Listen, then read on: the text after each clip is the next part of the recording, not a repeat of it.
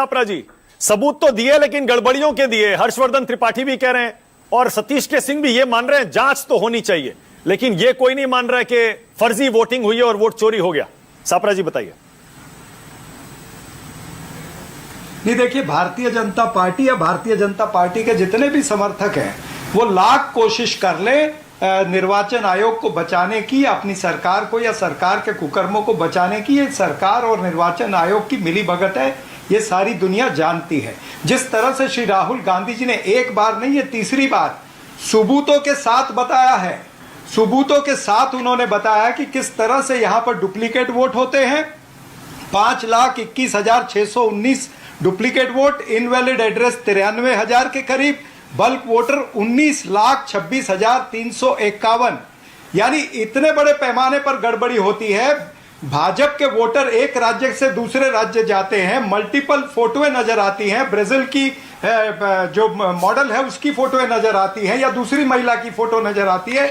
ये तमाम सारी गड़बड़ियां जो हैं, इसको आप इस तरह से नजरअंदाज नहीं कर सकते। हाँ, इसमें तहकीकात होनी चाहिए। इससे पहले भी जो राहुल गांधी जी ने आरोप लगाए थे उसकी क्या तहकीकात हुई, क्या सामने आया?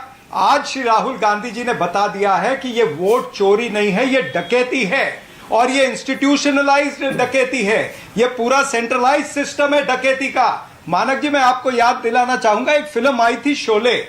वो शोले फिल्म के अंदर गब्बर सिंह को देश का सबसे बड़ा डकैत बताया गया था। ये उससे भी बड़े डकैत है। इसमें भी सांभा है, इसमें भी कालिया है।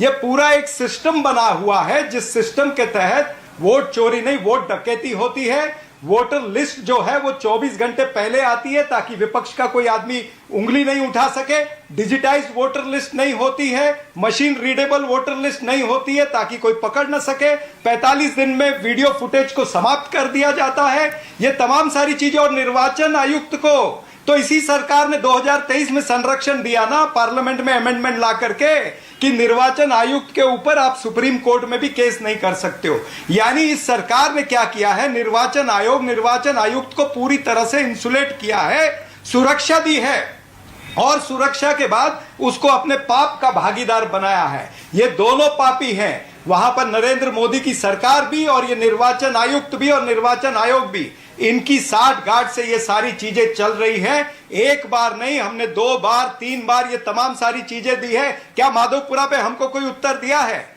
क्या हमको आलन पे कोई उत्तर दिया है? क्या महाराष्ट्र के अंदर मार्करवाड़ी में जब हम कह रहे थे एक मॉक पोल कर लीजिए, एक मिनट में 10 सेकंड में पूरा करता हूं, 10 सेकंड में पूरा करता हूं।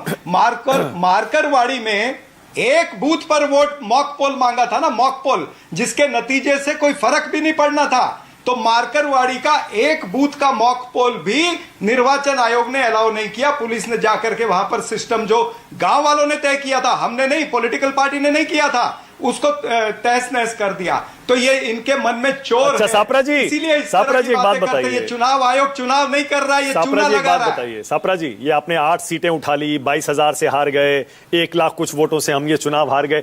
आजकल कितने, हर चुनाव में देख लीजिएगा 10, 15, 20, 50 सीटें ऐसी होती है जो कम मार्जिन से कोई हारता है, कोई जीतता है। इस तरह तो कोई भी उठाकर कुछ भी आरोप लगा देगा जी, हम इतने कम वोटों से हारे, वोट चोरी हो गई। आप सिर्फ कहीं वोटरों के दिमाग में शक पैदा करने की कोशिश तो नहीं कर रहे?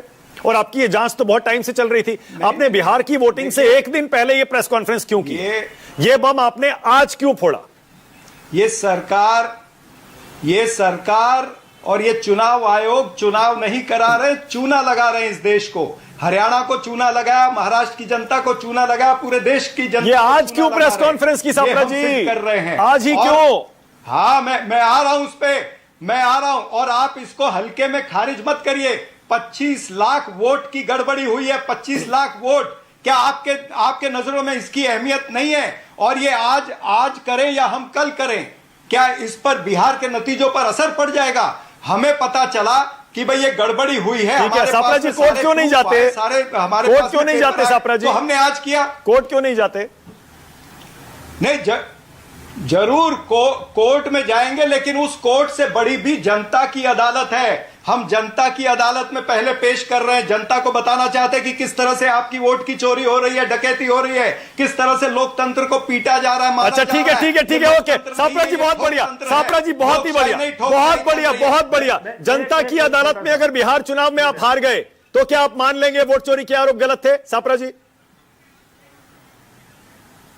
ये अगर और मगर की बातें तब करेंगे, चाची को मूछे होती तो चाचा कहलाती, ये वो सवाल है, हाइपोथेटिकल सवाल है, नतीजे आने दो। सापरा जी एक सवाल और, उसके बाद आ रहा हूं कंचना यादव और AK वाजपेयी। सापरा जी एक सवाल और, सापरा जी अगर इतनी गड़बड़ियां हैं, इतनी सारी त्रुटियां हैं, सब फर्जीवाड़ा है, तो SIR का समर्थन क्यों नहीं करते सापरा जी? होने दीजिए ना SIR, पता लग जाएगा कहां कहां कितनी गड़बड़ी है।